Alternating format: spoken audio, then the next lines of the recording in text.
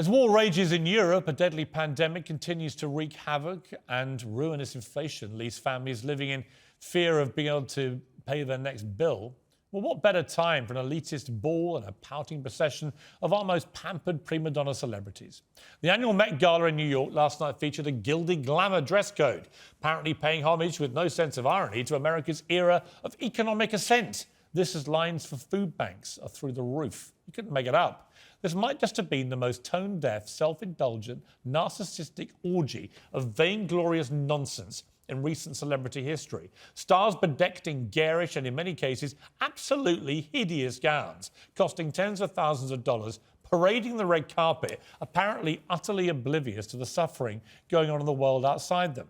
The Met Gala used to be about the biggest and most talented stars of entertainment.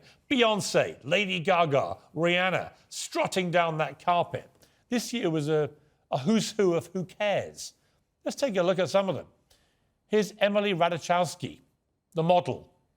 Only shocking because it's the first time I've seen her in clothes for about 3 years. Brooklyn Beckham. What's he doing there? His only claim to fame is his dad used to kick a football around.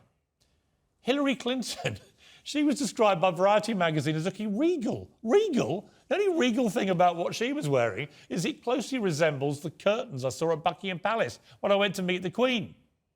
As for Kylie Jenner, apparently 8 people had to get her into this meringue wedding dress. And why was she wearing a wedding dress? But the single most irritating moment of the night came from, well, appropriately, the single most irritating person, Kylie's big sister, billionaire irritant Kim Kardashian, who turned up wearing Marilyn Monroe's iconic nude-coloured Happy Birthday, Mr. President dress, the one that Marilyn wore when she sang to JFK. It has 6,000 hand-sewn crystals woven into it and was sold a few years ago for $5 million at auction. Kim might as well have pulled a Marie Antoinette when she was at it and had the words, "Let them eat cake," etched into her surgically enhanced backside.